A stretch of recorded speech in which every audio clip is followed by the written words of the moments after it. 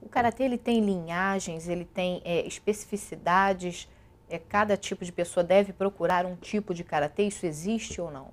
Olha, nós temos, você tem estilos de karatê que normalmente no Japão eles são definidos por regionalidade. Então você tem o Shotokan, que é um estilo que é do campo, então você tem as bases longas, você tem o Goju-Ryu, que é do porto, eles treinavam naqueles barcos pequenos, tem bases mais curtas para equilibrar, mas os fundamentos, as tradições, elas emanam da mesma origem. Então, o karatê que você treinar, você vai estar sempre adquirindo essas virtudes da arte marcial. Então, não tem muito dizer, o Shotokan é melhor que o Goju-Ryu, não. Hoje você tem que ter, é isso que o Dr. Sorraco falou. Você saber escolher um mestre, porque não adianta só eu entender de artes marciais. Quer dizer, o bom atleta ele não é um professor. O professor ele tem que ter, saber pedagogia, primeiros socorros, que é fundamental. Pô, você está treinando uma arte marcial. Se você levar uma pancada no abdômen, como descolar um diafragma? Só quem fez primeiros socorros. E muitas das pessoas não conhecem. Você entender de anatomia, você tem que desenvolver músculos próprios para aquele exercício. Então, essa é um recado que a gente deixa como professor. O pai. Eu sei que as mães hoje não estão como a minha mãe. Minha mãe ficava em casa. Talvez a mãe do Sorraco também. Mas as mães de hoje trabalham como os pais. Então, mãe e pai trabalham. O filho fica legado, muitas vezes, a uma empregada e às vezes não tem empregada. Então, ele fica legado ao quê? Aos esportes que ele pratica, ao curso de inglês, aos amigos da rua. Então, é muito importante que os pais escolham esse professor vendo o currículo dele, se ele realmente ele é adequado para poder transmitir aquela... Geralmente, isso é muito importante até para não estimular a agressividade desses jovens. Né? Geralmente, um professor, um orientador do Budô, Bu vem de guerreiro, Do de caminho, né? Geralmente passa a ser um segundo pai, porque é uma pessoa que vai incutir nessas pessoas valores morais. Não é? Então, longe de ser uma prática que vai desenvolver violência, etc., muito pelo contrário. Essas práticas vão desenvolver disciplina. As pessoas vão ter outro tipo de comportamento. Há um amadurecimento muito grande. Eu pratico essa atividade há 50 anos. Não é? Pouco tempo, né? Pouco tempo. Então, nós abrimos as primeiras academias de karatê no Rio de Janeiro, a Shidokan. Mas você estudou fora do país? Do país também. Mas aqui também. Nós tivemos a Shidokan, depois a Kobukan, não é? Eram academias irmãs. Aí que o karatê começou aqui no Rio de Janeiro. Isso eu estou falando no início dos anos 60. Não é? E os primeiros campeonatos de karatê ocorreram os primeiros ali por volta de 65, 66, 67. E daí o karatê desenvolveu. Só que ele tomou um caminho de esporte, de competição. Isso é a parte, digamos, mais elementar do karatê, uma parte mais demonstrativa. Houve uma mudança do perfil do praticante daquela época para hoje? Muito, o que isso diferencia entre a pessoa que procurava o karatê? O karatê de outrora era um karatê do. Hoje é um karatê jitsu. É um karatê de práticas de campeonato ou práticas bélicas. Efetivamente, o grande adversário para se vencer numa luta não é o próximo, é ele mesmo. Não é? A pessoa tem que se aperfeiçoar. Esse é o caminho do karatê do. E como é que se passa isso para o aluno? Durante uma aula de karatê, eu já assisti algumas aulas, tem as partes práticas, mas existe uma conversa com os alunos? Existe, né? Você tem partes que são a parte de meditação, né? Você faz o aquecimento, as pessoas confundem aquecimento com alongamento, né? Tem muitas pessoas que se alongam e não aquecem, quer dizer, isso é complicado. Mas você tem, durante a aula, exercícios que não desenvolvem só o corpo, né? Você desenvolve a mente, você concentra.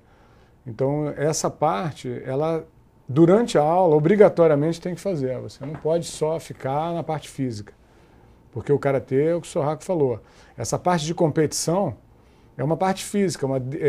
O professor Nakayama definia bem, né, que A competição é uma demonstração para o público ver um pedacinho do karatê e querer treinar o karatê em face daquela demonstração. Mas aquilo ali é um nada perto do horizonte do karatê. O karatê é uma coisa muito maior, é uma filosofia de vida, né? A pessoa muda as atitudes até dentro de casa, alimentação, hábitos de dormir.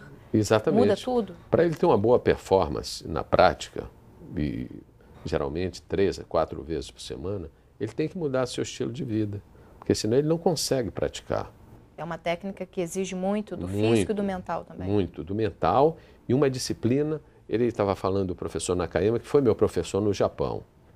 Foi meu professor durante muito tempo. Mas eu tive um professor chamado Yasuhiro Konishi, que era o único 10º Dan, faixa preta, 10º Dan vivo.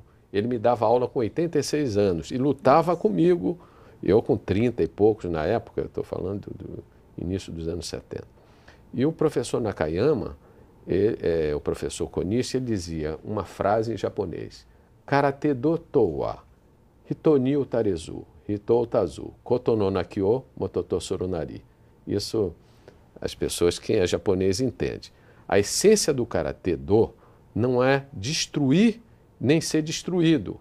E não acontecer acidentes. Ou seja, não é acidente físico, é acidente mental.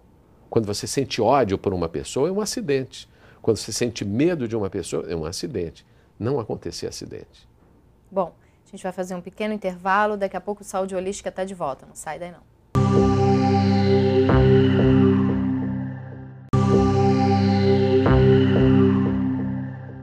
Estamos de volta com Saúde Holística, falando sobre o Karatê.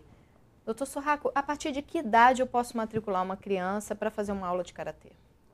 Aqui no Brasil, em torno de 9 a 10 anos. Lá no Japão, eles começam muito novos, porque o Karatê do Japão, tradicional mesmo, envolve um pouco de prática que a gente chama aqui de judô, de rolamentos no chão, no tatame, não é? Práticas de quedas e tal. Mas um pouco de recreação também. Mas a partir dos 9, 10 anos, entre 9, 10, 11 anos, a criança já tem uma maturidade para poder começar a fazer os movimentos suaves, não é? Porque a criança está em processo de crescimento, você não pode traumatizar as articulações dela, porque até impede o crescimento. Tem que ser com muito cuidado. Então, tem que ser com muito cuidado. Para se ministrar aula de karatê para criança, especificamente, há que se ter uma formação científica para que não se traga prejuízo a essa criança. Não só em karatê, mas em qualquer atividade desportiva que seja um pouco mais forte. E como é que funciona o desenvolvimento do aluno? Ele vai mudando de faixas? Como é que isso acontece? Olha, as faixas do karatê, quer dizer, isso aí já é mais ocidental, né? No Japão eles usavam muito a faixa branca, marrom e preta, né? E o Ocidente, até para estimular, porque imagine você, para chegar na faixa marrom, você vai treinar 1, 2, 3 anos numa faixa branca, e aquilo ali ela acaba virando preta de encardida, né? Então, para não ter esse problema, você tem a amarela, a vermelha, a laranja, a verde, a roxa, a marrom e a preta. Sendo que a marrom ela é dividida em 3 kyus. E muitas vezes você pega marrom, mas pega marrom terceiro kyu, e só pode fazer exame para faixa preta quem é primeiro kyu. Então você tem ainda uma graduação dentro da faixa marrom. Aí você pega a preta, que consequentemente já é primeiro dan, né? Aí vem primeiro, segundo, terceiro e vai até atinge qual dan? O Sorraco é o 8º, quer dizer, ele já é nível de 9º dan. E acho que o mais antigo deve ser 10º dan no Japão. Não, agora no Japão, o 10º dan é dado numa homenagem póstuma. Geralmente o teto é o 9º dan. Quer dizer, de uma forma geral, há casos que as pessoas, estilos que as pessoas criam a figura do 10º dan, que é o último dan.